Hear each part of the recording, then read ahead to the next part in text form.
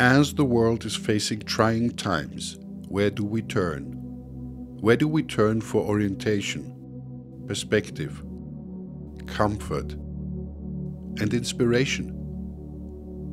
We engaged online with our friends and colleagues along the European Greenbelt in conversation about who we are, where we are at, how we arrived here, and where we might be going. During the winter of 2020 and 21, the EGB Association and its partners conducted an extensive online interview series with the guardians of the Balkan, Central European, Baltic and Fennoscandian Greenbelt. This series will now be made available for you to serve as a resource and a heartfelt greeting. May we all meet again in person soon.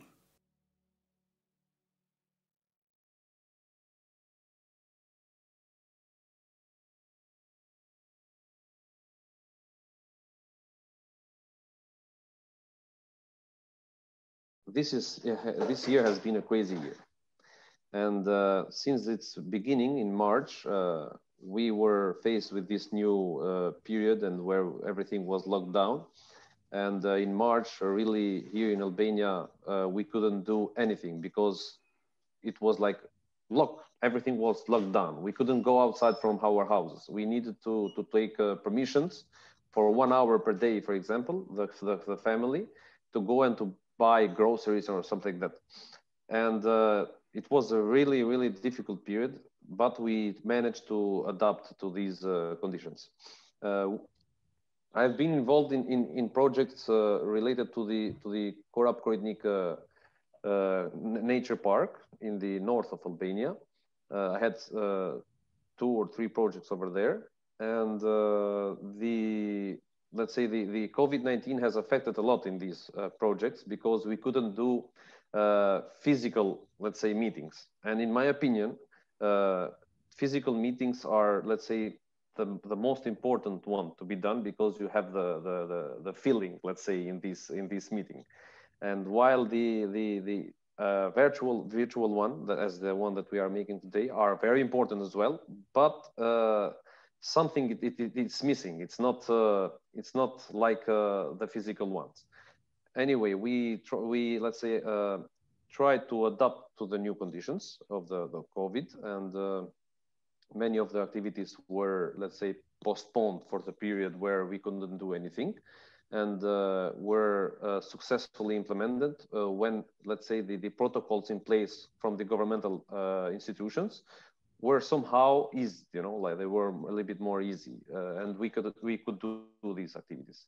The idea was that everything was, while we were working from home, let's say, everything was done virtually by using Zoom, Office, or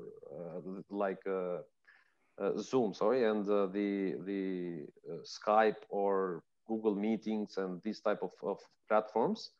But of course, we had also several, let's say, activities that were done in person, always by respecting the protocols of the government. This is pretty much like an overview of the situation. We used to work all together in our office, and now we are mostly working from home. And during this time, I think that we increased our, let's say, creativity, how to solve some issues, because now we are conducting still field trips and monitoring activities with the precaution of the COVID, like wearing mask, being on the distance. But I think that this increased our creativity to find alternative solutions of maybe how to solve some issues, or how to maybe implement activity on some creative mode that can be maybe published online and similar. So I think that this year impacted us a lot, and also made maybe us think how after the pandemic is over, how we will continue to work. Because as I already said, like we are also facing the situation that in 2 years, many of our donors will stop to fund nature conservation projects in the Balkans, in the Mediterranean region. So we are also, coping with this, how to seek additional funds, where to find new projects, and also how all this will be changed after the pandemics. Like, will we still continue to work from home? Is it, let's say, more cheap, or how to make a team be more connected during these hard times? Because we are facing like our regular job, as also some of members of our team had COVID. We don't have, especially me in my work, I don't have a lot of effects of COVID. We continued in the same schedule, because we work with wild animal, we work with wild birds actually. All of the summer we make monitoring, we put the artificial nest, and actually we don't get stop to this activity. Also, like a part of the Green Balkans activity in Greenbelt, with the support of EuroNatur, we keep a herd of horses, Karakachan horses, which you use for management of pastures. And also they need to keep them to move the electrofence, to give some water or some food. And actually in myself, I don't have a lot of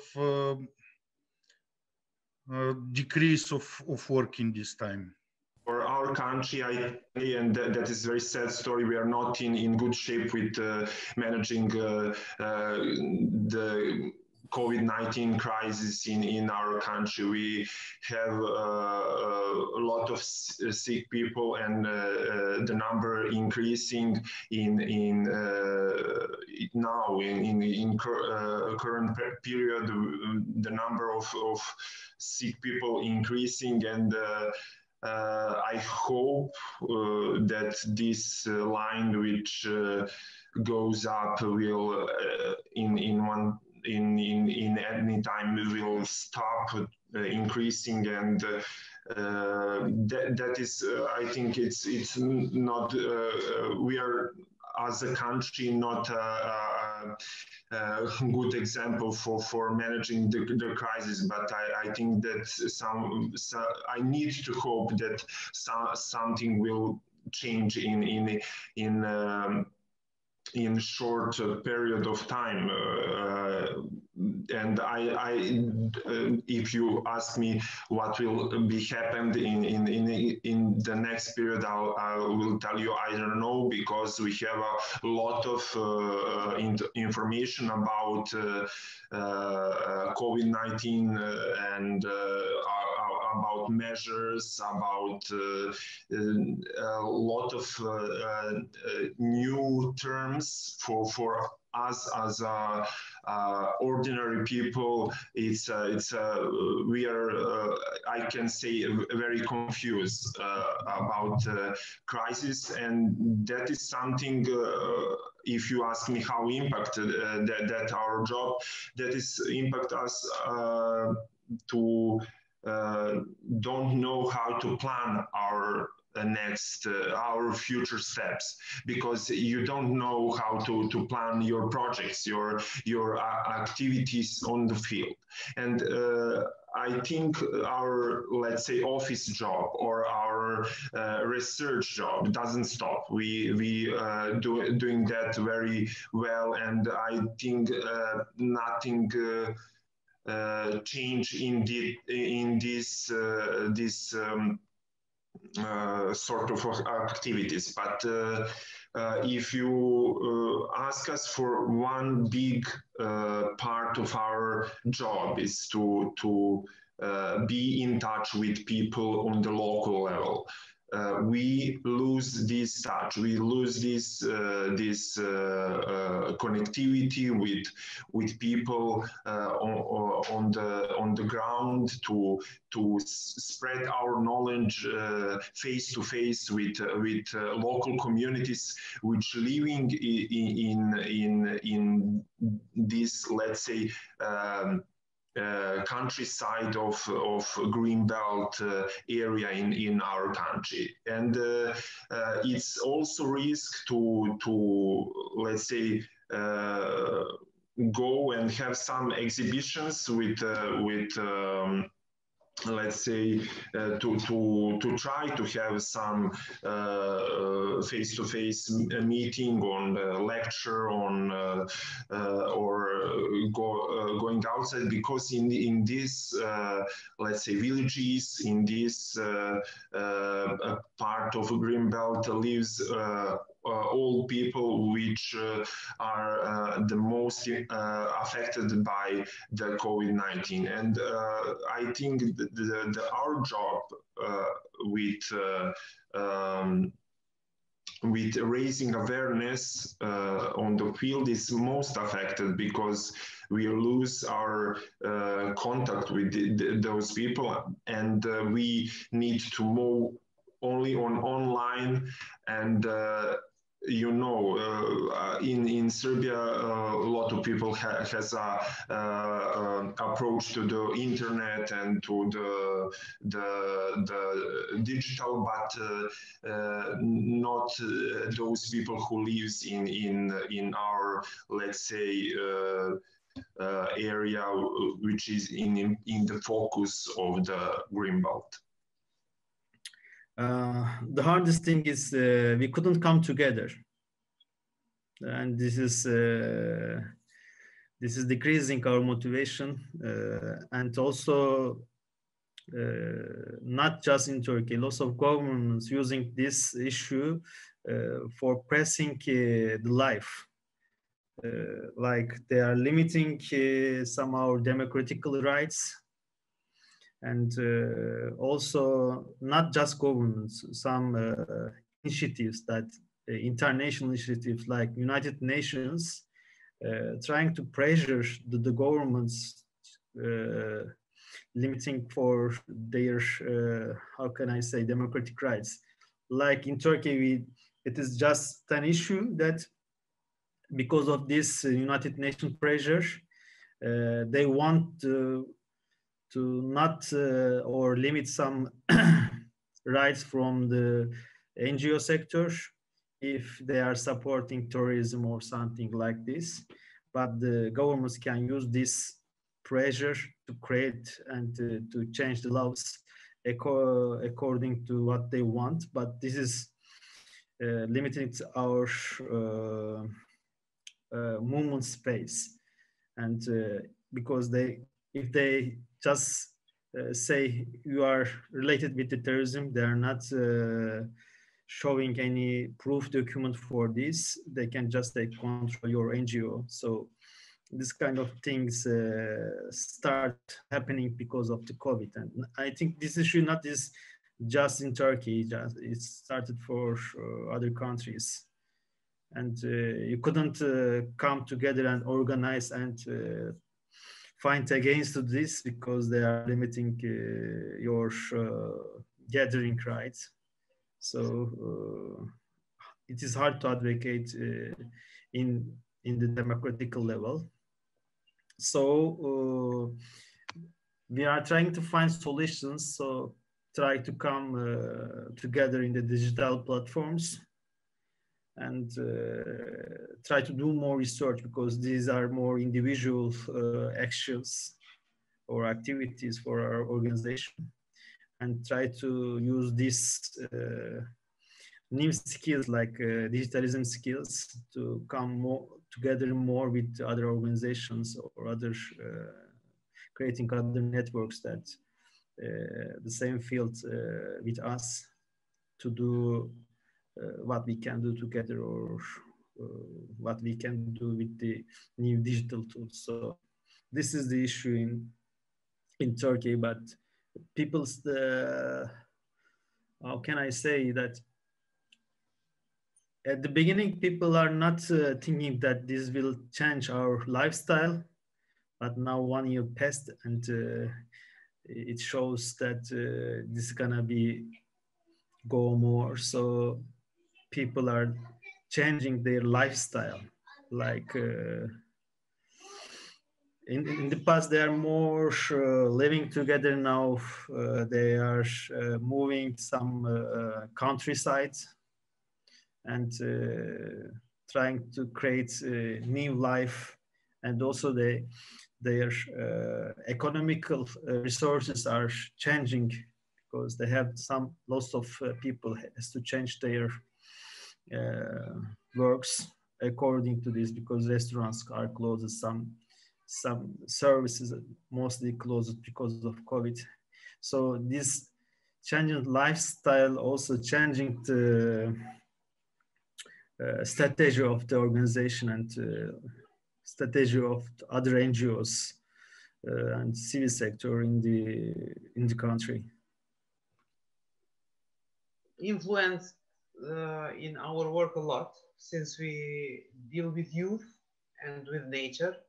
So, for example, when they told us you cannot go out from this time to this time, you could not go to your trap cameras, you could not go to mountains to see what is going on, you could not see was something built, did someone started to do some illegal business there. So COVID influenced a lot in our work. It's very hard for us. For example, online with Zoom, we cannot go to the mountains and to see what they are doing. So it influenced a lot, especially us that we do and deal with nature. Really, COVID, simply saying, destroyed us. Because we have to take care of our rivers. We don't know, do they take gravel from the rivers? Do they cut trees? Because we are not the police. I mean, we are civil society organizations, even that we have good cooperation with the police and everything. But again, usually we could see things before happening, and now we cannot see that. We cannot prevent things. This is what is damaging us and is damaging the In general, before the economic crisis and also before the pandemic of COVID-19, dealing with the environment in Greece was hard. And it has been hard because both of lack of education, environmental education, both of the mentality, because people tend to see the environment as resources and not as the place where we live, but resources that need to be exploited. So this type of mentality has been got worse and worse because of the economic crisis that Greece entered around 2008 or 2011, depends on the the economic approach, and it still continues up to now, up to 2021. And then we have the crisis of the COVID-19 pandemic, which made the things a little bit worse because it enabled people, individuals, companies, but also the government to try and to exploit the environment, try to use it as a resource, as an infinite resource, actually. I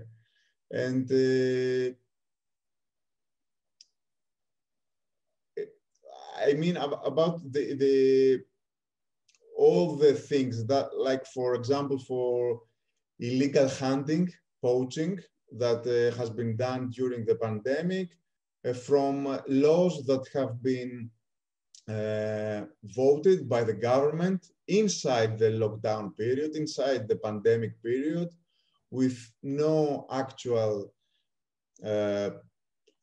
discussion with the society, and companies that continue their work, their structure, their infrastructure that destroys the environment inside the pandemic period. So you can understand that it has been a nightmare, let's call it. But also it has a little bit, a slight positive impact because in some regions, nature has been left alone without a lot of humans, so it has recovered in a certain extent. The other thing about Callisto is that all the work that could be done through internet is being done, and we do it. All the work that needs to be done in the field, and it is allowed by the Greek government to go in this field, to go to change region, to have a certain permit, a work permit to change region in order to do your field work, is being done. But also we had massive cuts in the money that we could absorb from the European programs that we work with. So some colleagues, including myself, have been moved in a period of 1.5 months, 2 months, depending on each colleague, where we can't work, we don't work, because we cannot be paid. We don't have, Callisto doesn't have the money to pay us. And we ask from government help, monetary help.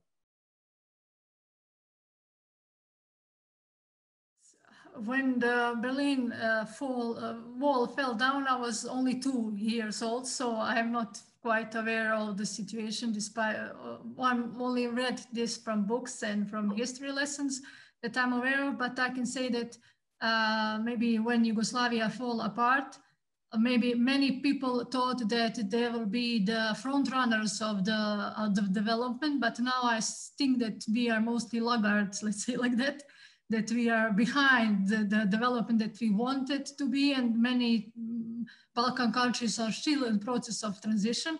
I think that I'm not aware that how situation was before the fall of the Berlin Wall and the breakout of Yugoslavia, but I can say I know from experience of my parents and my grandfathers, because we are I'm from the town Lucin, which is very close to border of Albania, so that you were not allowed to come near the border. So they had Enver Hoxha, the dictator, so everything was strict and didn't have much cooperation with them. Neither they were allowed to cross the border without some permits. But I think that this situation drastically changed, starting from 90s until now, because we had now very good cooperation with colleagues from Albania. We collaborate with 2 organizations. This is PPNEA and EOS from Tirana. So I think that this situation changed, and we have many now, many grants that we can apply together, like instrument for pre-accession, because we are the both candidate countries for the accession to EU. So we also use these opportunities to collaborate together. So I think that the situation improved, even with Kosovo, after they are, let's say, declared independence, they also are more proactive and willing to cooperate. So we also seek some opportunities to cooperate to cooperate together on some initiatives, like for these cross-border areas as Prokletije Mountains. Yeah, history is a very important thing in the environmental context, because of course I was born in '88, so I didn't live in the communism period. But of course I have heard something from my parents and from, let's say, colleagues or other experts that I have hired, let's say, in my project, or I have been contact with. And I might say that the communism time, of course, started here in Albania in 1944, and it has lasted for 50 years, let's say, nearly 50 years, up to 1990, 91, something like that. And during these years, it was a very, let's say, difficult period for Albanian citizen, because we were, as you might know, communism, it's not, let's say, it was not done in a good way in Albania, because everything was shut down. Like we couldn't, many people couldn't go, let's say, outside Albania, and borders were protected from, let's say, being crossed from the citizens of Albanian. Like we couldn't have exchange from the other countries, including Montenegro or let's say Greece or North Macedonia, and every country. We couldn't have any exchange during those years. And this has, let's say, has contributed a lot in the, how I can say, in the development of the habitats, like the habitats on this border area, because there weren't so much activities done during those years in these areas. I have, let's say, a good information also from the local people that lived during that area, especially, for example, shepherds, that say that during that area they couldn't go near to the border, because there were always these borders were always surveyed from the military, you know. And if they went during those years into near to the border, they were probably shut down, like shoot with the guns, you know. To protect the border. And in my opinion, this has given a lot of opportunities for the habitats to be, let's say, restored or to be preserved as we have it now, even though after the communism time, most of the habitats somehow were affected from the new development, because everything was people here in Albania found it, let's say, as not as their property, but as the government property. And they started, let's say, destroying some forest, or not only forest, but also other things as well. I might say that we have worked a lot in these areas, and even though I didn't live in the communism period, I also witnessed some, let's say, special, let's say, proofs of the area. For example, if you go into these border areas where we work, you can find the how are they called in English? It's like a soft belt, we call it here. It's like a proof of the military surveillance that they have done during those years, you know, to let's say to prove that people have passed the border, like to monitor the border. They make like a soft belt in the mountain near to the border, and this soft belt was the soil was very soft, and when people were crossing there, they were leaving the footprints. And like this, let's say the surveillance that was in the border always knew that here are crossing people, and like this they were monitoring the border, or they were putting into next to the border where they were putting like fences with belts, you know. And if you let's say make a small movement or something like that, the bell rings, and the officer who was, let's say, surveilling the border might go directly to the place where the let's say these crossings were being done. Like, and these, let's say, the soft belt, for example, it's something that it can be witnessed even now. I have been into the area and I have seen some of these let's say, facilities that are located now. Or the other aspect, for example, in the Gashi River that I have witnessed is that next to the border, it's like the forest is cut, you know, like you have forest in the Montenegrin part and forest in the Albanian part, but the border is cut and it's like a whole tunnel, like the border is like a whole tunnel, and you can witness this. Like it's very, very, very good. Like if you feel it, if you go there and see it. These are, let's say, the communism time, in my opinion, has affected a lot in the development of the environment in this border area. And I think that it was a very important time, and it gave a lot of possibility to the flora and fauna to be, let's say, grown and to be present in this area. And that's why I think these areas are the most important one, and that's why these areas have the protected area status.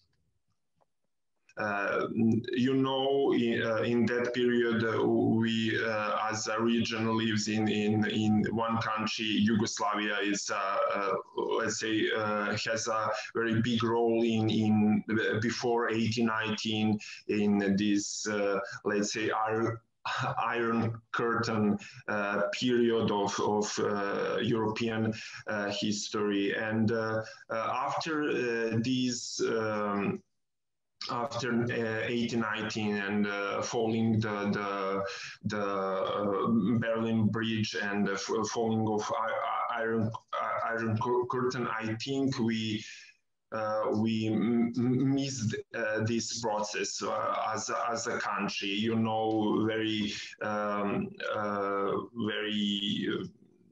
sad story about 19th in our country, but what I see now, if I can move in this period of time, our neighbors, Hungary, Romania, Bulgaria, was in period of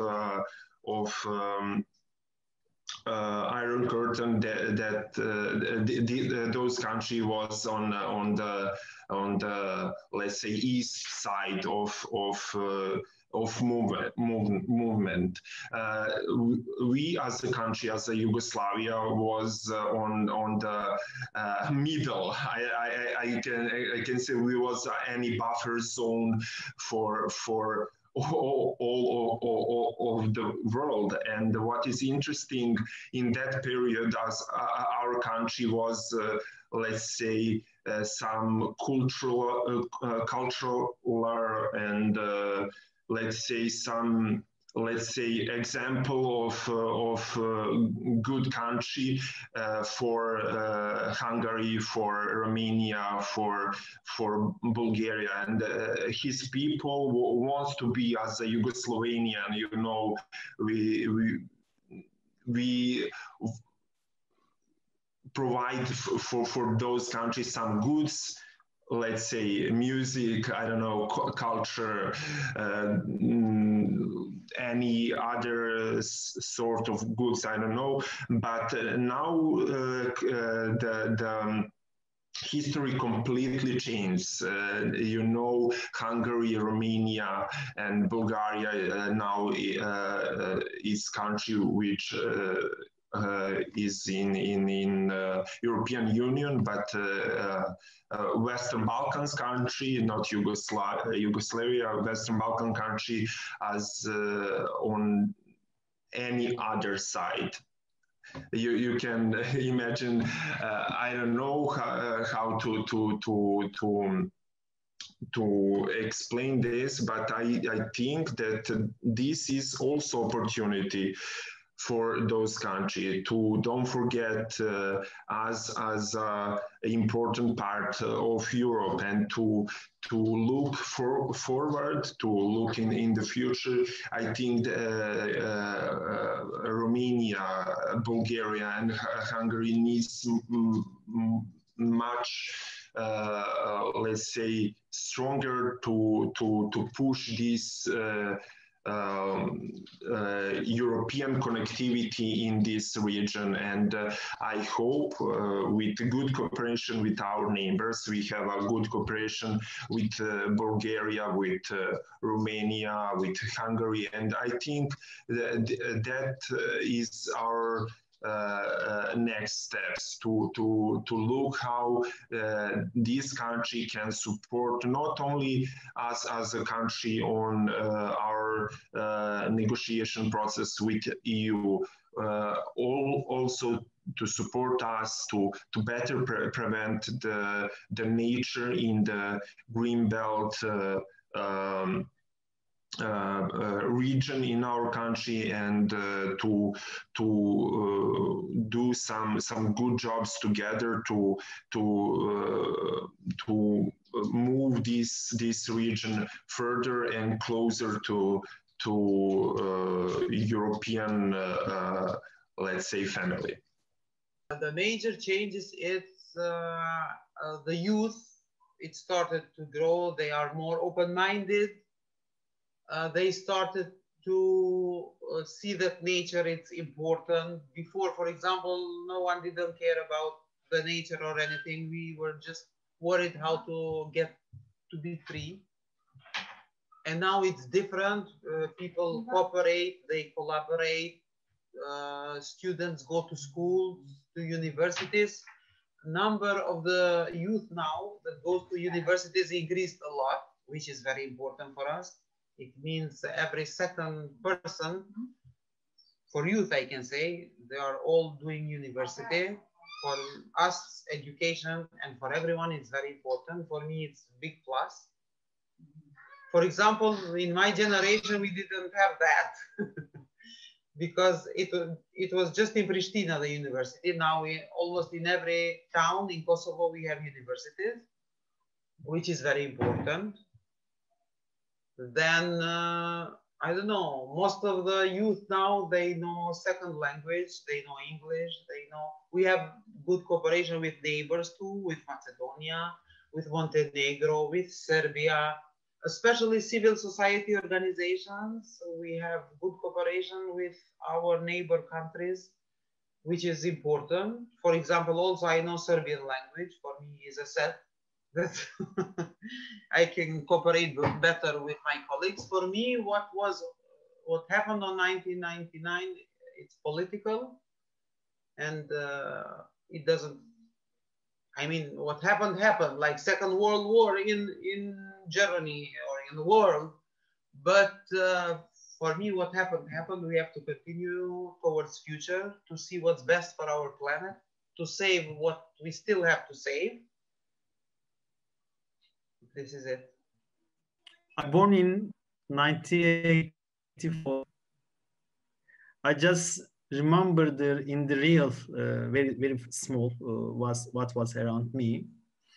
But I know from the people who are around me, at the end of Cold War, lots of, how can I say, Bulgaria is starting the pressure for the Turkish people who are living in the Bulgarian border.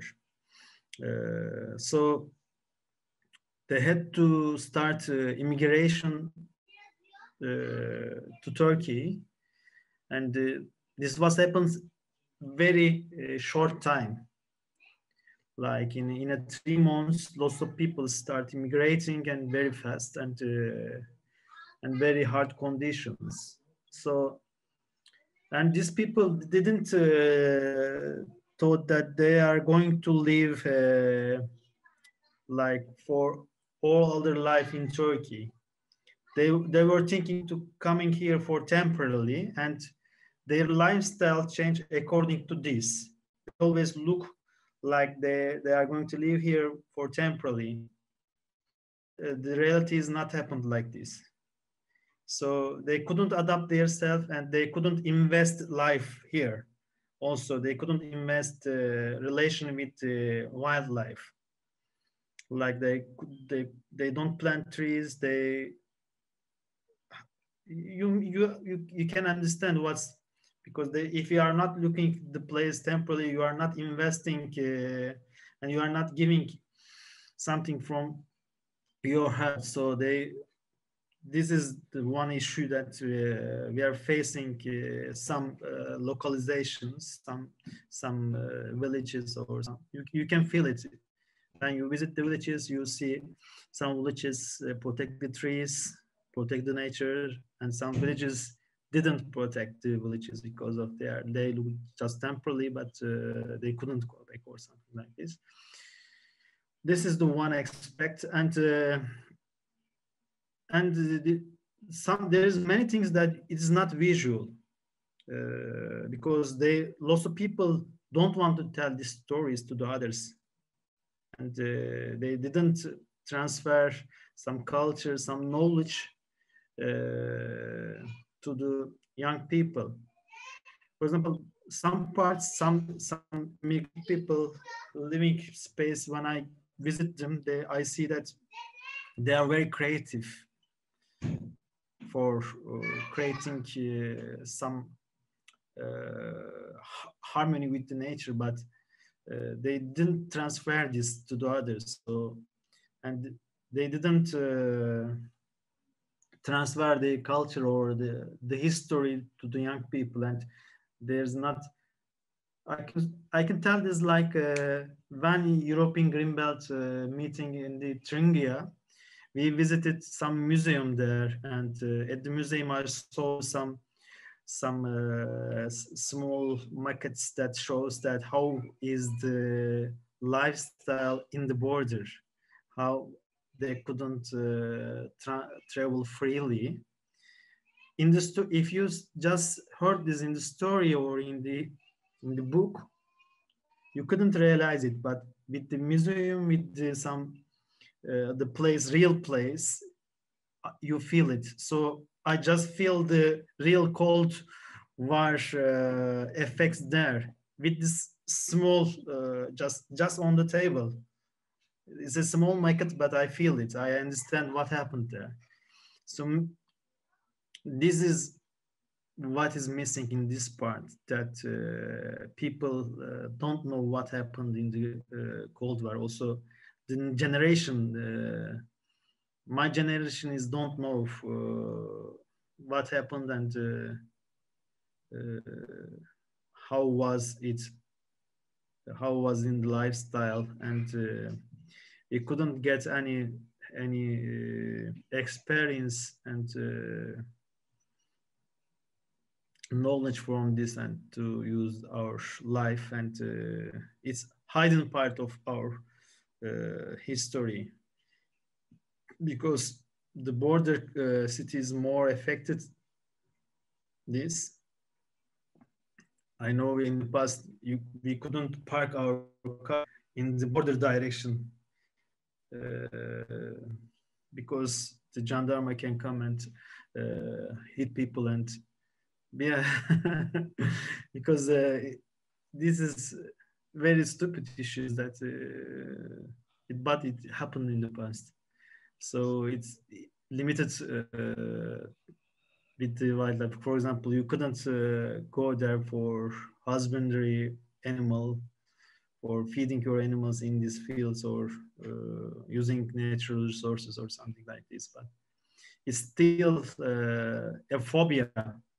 If you visit the villages close to border, there's many phobias from the Cold War, but yeah, because of this, lots of people don't prefer to live in these sites, still not preferring to leave these sites. But yeah, this is hidden part. Thank you. Thank you. Yeah. This is, yeah, we'll gotta do a book with you. You have the craziest stories, Selçuk, the craziest stories. Thank you. There is some connection that to feel this. There's only one image that from the Cold War. There's the old bridge is still alive, but they bombed the bridge. Bulgarian side is bombed. Turkish side is still alive. So they are still trying to, it's an idea, but it's possible they are going to build this bridge. Maybe they are not let the people pass the bridge, but this bridge can be used for wildlife or just crossing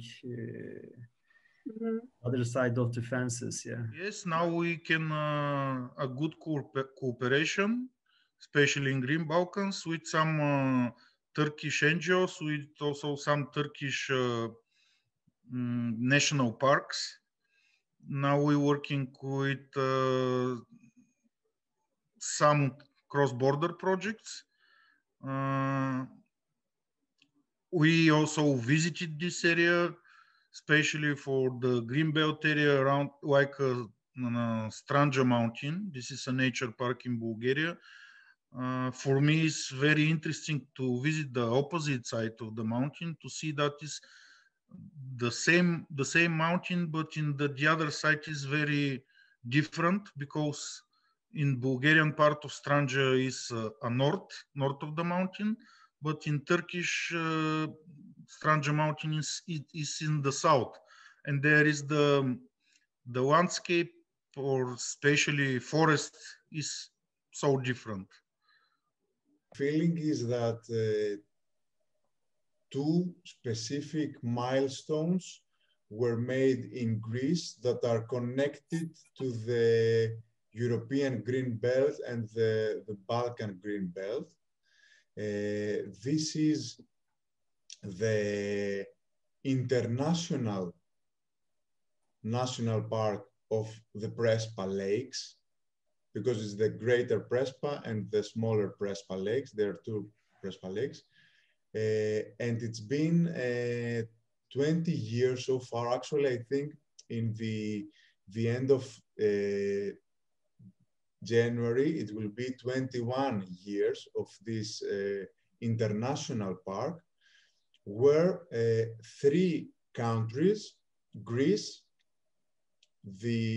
Albania, and the former Yugoslavic Republic of Macedonia, now it is called Northern Macedonia, have signed a memorandum to protect the national park, the international park of the Prespa Lake.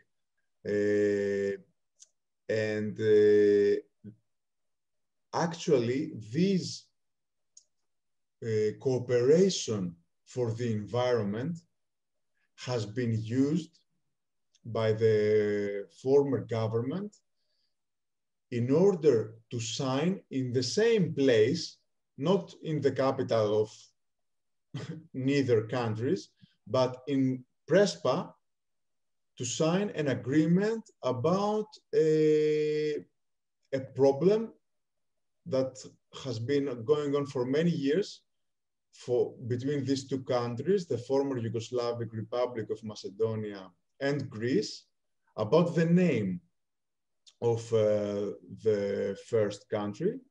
And now in Greece, it is well known as the contract of Prespa, which is the contract, the agreement, not contract, the agreement that the two countries have settled down in one name, and this is the name of Northern Macedonia. This agreement has walked on the footsteps of the first agreement about the environment issue.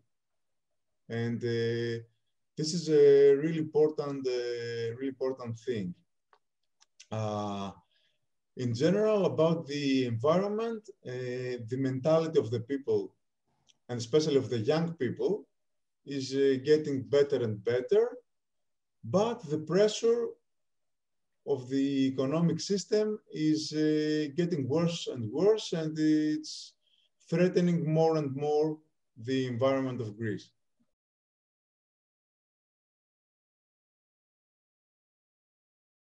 This is my special interest. Every day I am checking Google Trends for my region, for Turkey, for other countries. but lots of research says, yes, climate change, rewilding, awareness, or climate crisis became a trend. But when I check the reality shows football is the highest trend. And movies, TV movies, and TV movie artists is still trend for all countries. Just there is only one country that not supporting this idea 100%. This is Czech Republic. So I don't know it's why, but there is only one country that is not supporting this 100%. But in the NGO sector, yes, it's a trend. It's becoming trend, and some people trying to be the first or be the focalizator or running person for rewilding in the sector, like rewilding nature. So this has become a trend, and trying to get knowledge and cooperate with the other organizations in the world. So this is what's the new trend for the NGO sector and also nature conservation level. But for the human rights, it's hard that with the COVID, it's always harder getting democratic rights or human rights, more pressure on the democratic rights. Also organizing, coming together, gathering, or if you try to move new development, it's really hard. It's because if you say new word with the pressure, it's always. So this is becoming a new trend that also people start trying to find any fire for jumping the other level, because now lots of protests are very, very small, not rising more, or we couldn't rise our voices too much, but the trend is being silenced now. Yeah, but for the other level, people are seeking for networking with other, how can I say, highest capacities from the NGOs or other organizations, like some platforms trying to cooperate with the European Union advocacy stakeholders or other countries. They are trying to get more support from the other countries because or they have to move from the country. So they're always seeking for the opportunities that. During these years of Papanea in the field, because we are concentrated, let's say our work is mainly concentrated in the field, like most part of the work is done in the field. We have been in contact with local community all over Albania because of our work. And I can say that during, let's say, the beginning of or after the total regime was gone, let's say, people were not so, how I can say, friendly with the environment. And they were, the conservation, let's say, of the biodiversity wasn't so good. But you can now see a slight change, let's say, into the community, because people are more aware, and let's say they are more, they tend to get active when something bad is happening to their let's say to their places or near to them, that they already know, let's say, the impact that the negative activity has in their own lives. Like And because they are aware, more aware now from these activities, they also are more active. And when I mentioned this, I have also some examples from my area of work, where, for example, there are some parts of a village in Korab-Koridnik area that the villagers itself, you know, they have, how I can say, hired a person who is always being in the field, in the forest, let's say safeguarding the forest, and is being there to safeguard the forest. So to let's say to protect the forest from being cut, or to protect the forest from the rain and these type of things.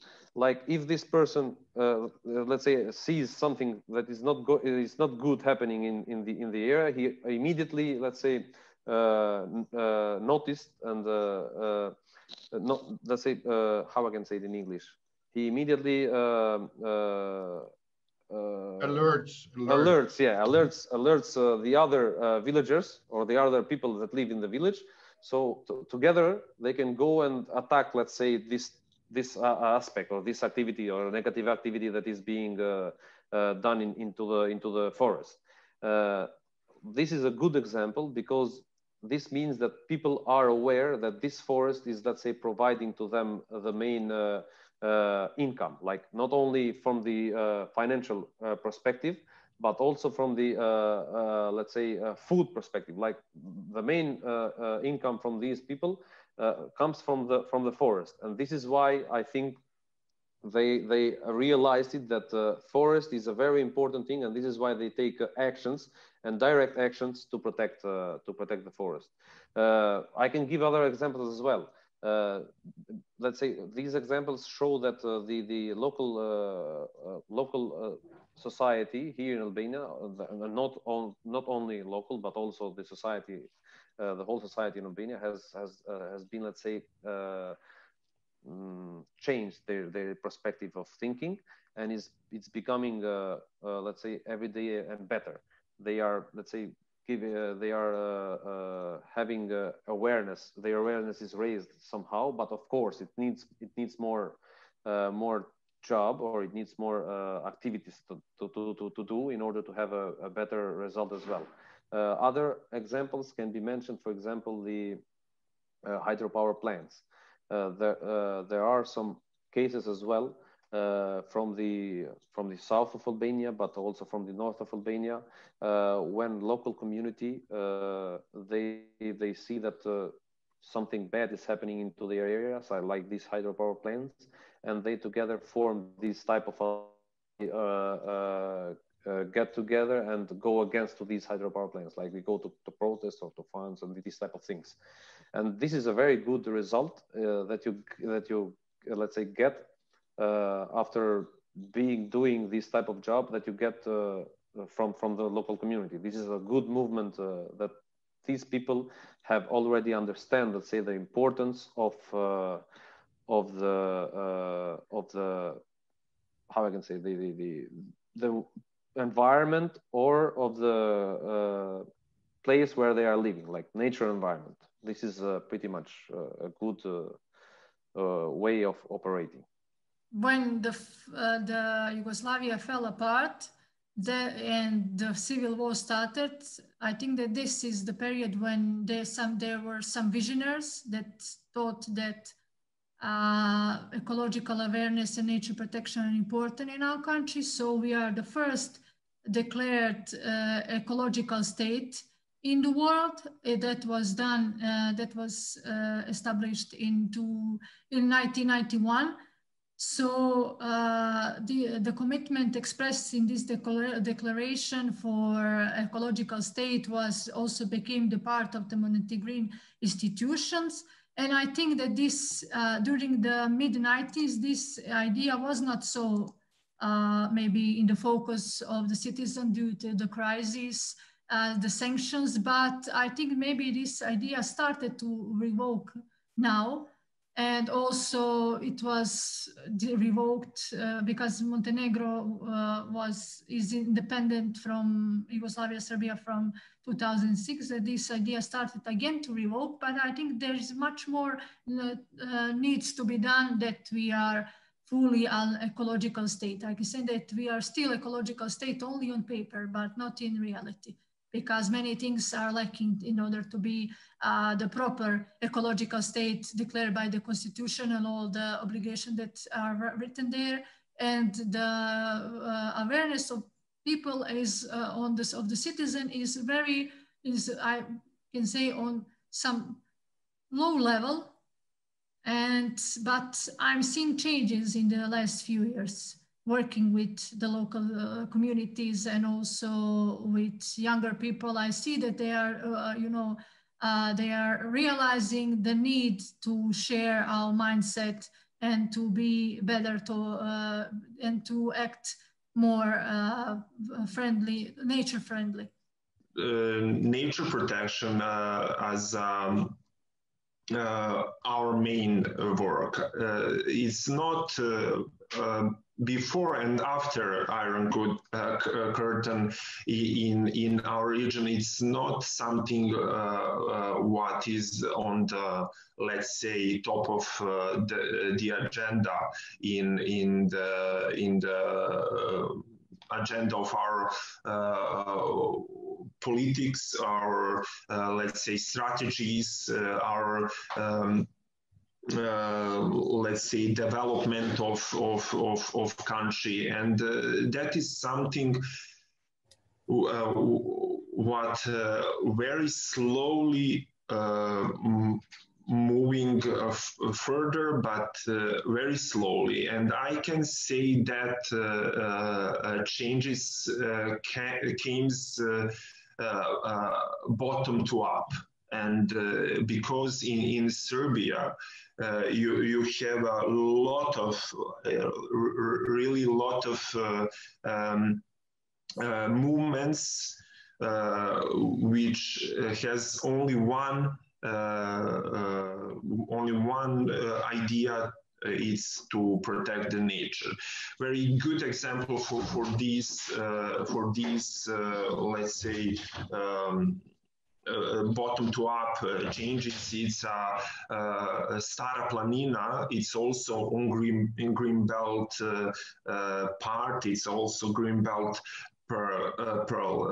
On Stara Planina, you have a great movement, not only on Stara Planina, in the whole country, to protect Stara Planina from small hydropower plants. And that is something what completely changed, I think, the thinking about nature protection, because before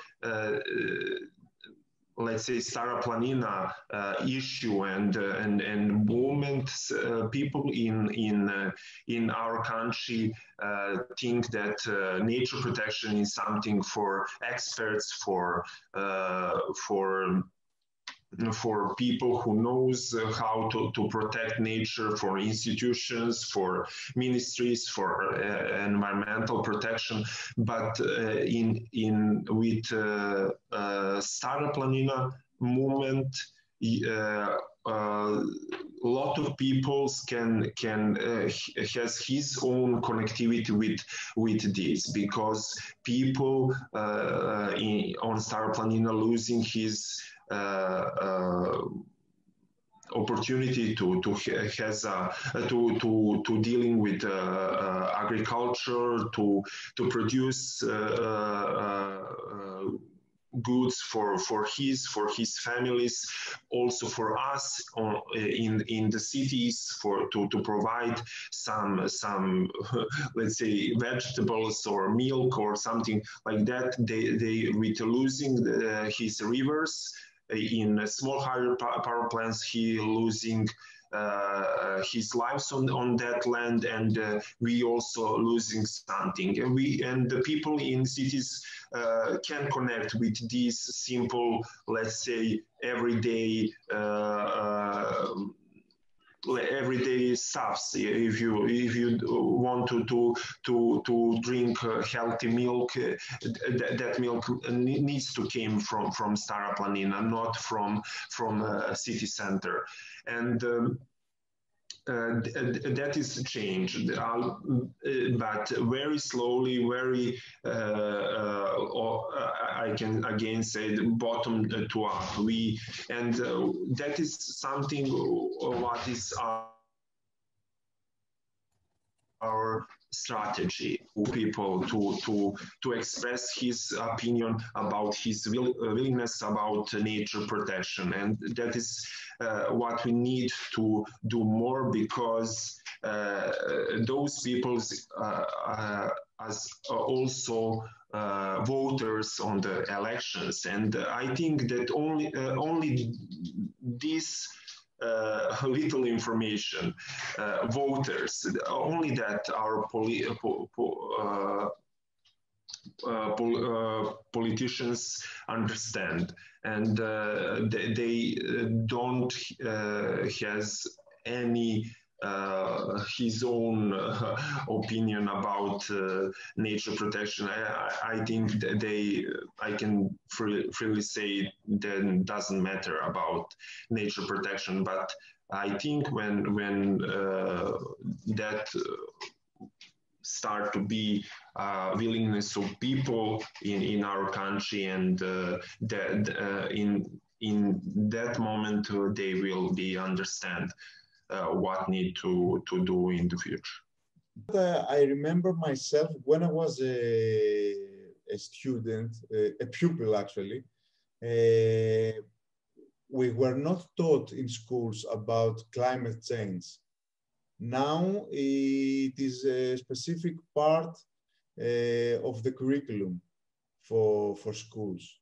And also the whole work that environmental movements and also environmental NGOs have been doing has helped a lot in the awareness of the Greek people.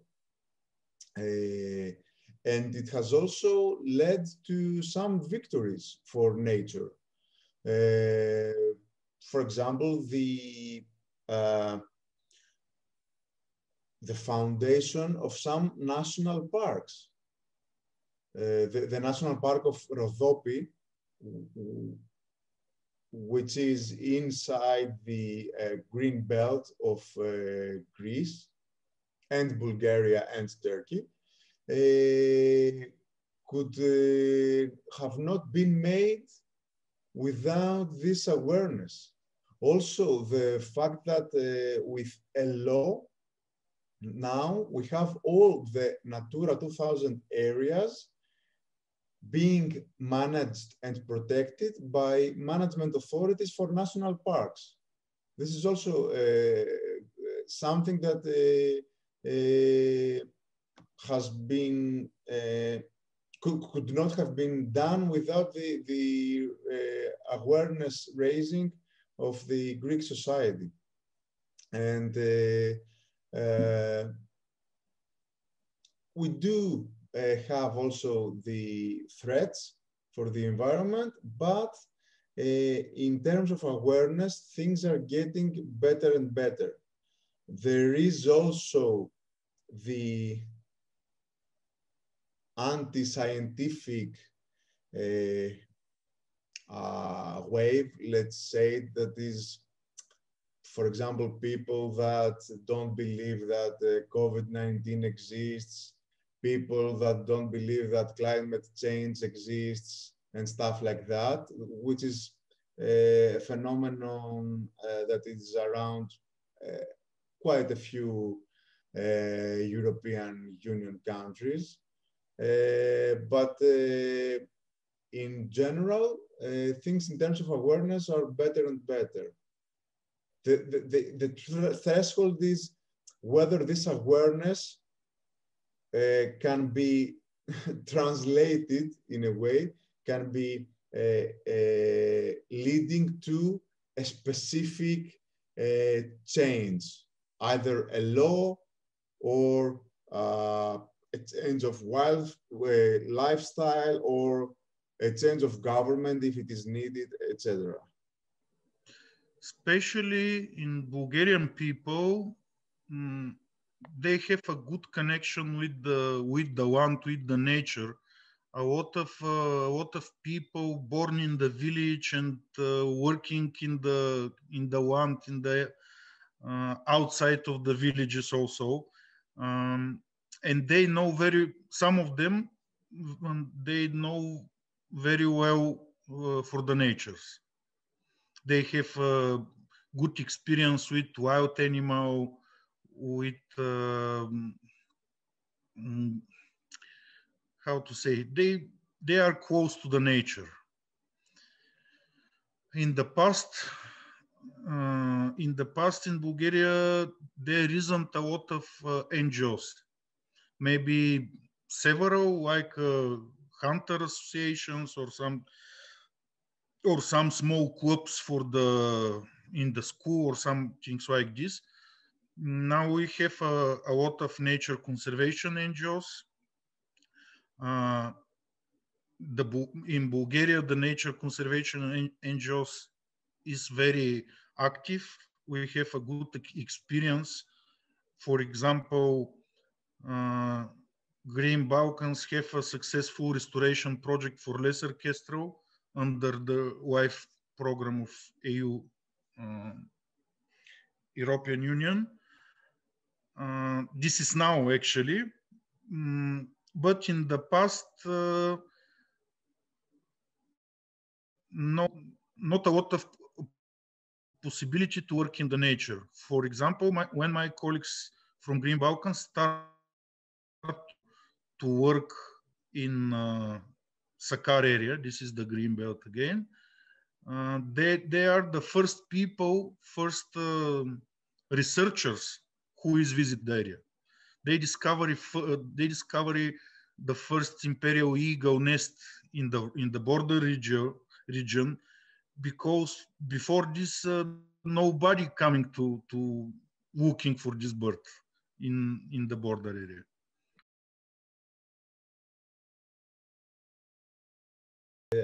I have to always have it in mind, the economic viability, because it's something that Callisto faces every day. When we try to say a few things to protect nature, to defend nature, the people are telling us, but we need to protect humans, and humans need jobs, and jobs might destroy the environment, but we are for humans first, and not for bears, and things like that. So we always need to have this in mind. And both me personally and Callisto, we believe that economic viability and in social viability, environmental viability can go hand in hand in the terms sustainability and the actual implementation of sustainability. And more specifically, the answer to your question is that it depends on each area. For example, the national parks of Greece are zoned. So you have zone A, zone B, zone C, zone D. In each zone, different things are being allowed, because it has different environment inside its zone, and you need to have a different management and different type of protection. So in some places inside the protected area, we could absolutely have some forms of economic development, but we can't have all types of economic development in all zones of all the protected areas. This is what the government is trying to do now, the Greek government. So yeah, that's the answer. It's quite simple. It's that you need to do specific monitoring of each specific situation and each specific region, and to decide afterwards. In fact, this is a very good question, because when we say tourism, we might have always in our minds that we have also this massive tourism, which has a negative impact into these wonderful areas. But what I can say is that we always are promoting the sustainable tourism, of course, into these areas, not the massive one, because as we know, the massive tourism has a very negative impact into the areas. I can mention some example from Albania. For example, it's a river here in Albania, which is very famous, and people are going a lot into this place, but it has been like massive during this year. And what this has created is that into this wonderful area, which is protected area, you can go there and find like plastic bottles or other wastes into this area, and this is a negative thing, not only from the waste perspective, but also from the fauna perspective, because if you go there, you have like you have disturbance of the fauna as well. What we are doing for this let's say topic is that, of course, as I mentioned, we are promoting the sustainable tourism by addressing the local community towards the agritourism, like agritourism. This is pretty much something that we are doing, because you know what, another problem here in Albania, in these rural places where, let's say, the environment is very, very wonderful, is that people are leaving from these rural villages, like they are migrating from these areas, and these villages are being abandoned more and more, you know, and we have less people in these areas, and by having less people, you know, it has also a negative impact in the environment. The environment is changing somehow, you know, and what we are doing for this is that, as I mentioned, the agritourism can be one way, for example, for the new generations that are coming to stay there and to, let's say, develop this type of activities which are a little bit friendly with the environment as well. So from one activity, you can do both, like tourism, but in the meantime, you also can protect environment and, let's say, flora and fauna. Pretty much this is how we are tackling it somehow. We don't have anything against it, just we don't want those ski places to be built where are strict zones, where are wild animals. We don't want anyone to touch our river, which is very important for us, and which is still in danger, because we still don't trust Callisto, the company which destroyed the Chani. So we are like, all the time, our ears are like this, like with signals checking, will something happen?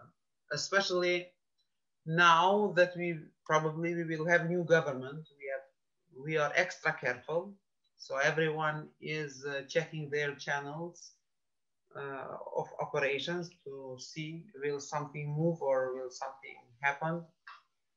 Then for us to make our own protests like the last time to defend our river.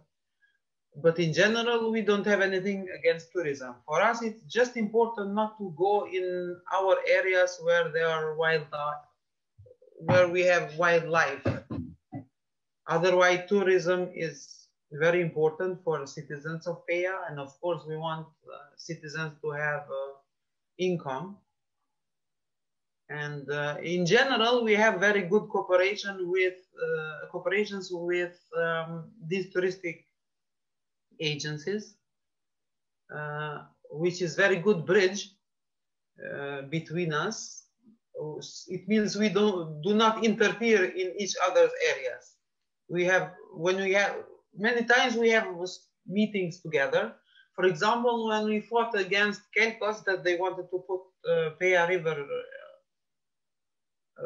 under the tubes, all of these touristic agencies came together with us in a meeting to fight against that, because also for them it's not good if something will happen to Bieshke Tenemuna, because their tourists will not come. So it means that the cooperation of civil society organizations and tourism agencies, it's very good. I think that this is good opportunity for touristic activities in the green belt, that the tourists can meet the nature, the protect nature, the how to say, typical nature, not exchanged. Especially in nature park Stranđa, where is in the green belt. This is the actually end of the green belt, in the east end of the green belt. There is several reserves with old forests. There is the first reserve in Bulgaria, in the country. That is a parallel process. We need to change our let's say, our economic situation, and that transition on the, let's say, greener businesses in our country needs to get more support, to be, let's say, to doesn't have any bad impact on nature values. And in this topic, I think we as organizations which has some experience and knowledge about nature protection and also, let's say, sustainable development, we need to take a part in this process to tell people, okay, you want to be let's say, to has any business on tourism, can you change a little bit this or go in this area in this period to doesn't disturb some species or doesn't or in agricultural scope of you, if you can cut the pastures and let's say meadows in one period, and to save this let's say grass for butterflies to finish his living period, and that is something what people wants to support, but they don't have information. If we provide information about examples how you in your business can protect nature, I think all people will or all businesses will do some changes. They will maybe not stop with his business, but I think in goodwill, in good faith, they will be the willingness to change something, to be greener in our businesses, because I think we all of us as a on the end of the day, we are all of us as a humans, and all of us can feel the impacts of climate change, of losing biodiversity, and I think all of businesses will be, let's say,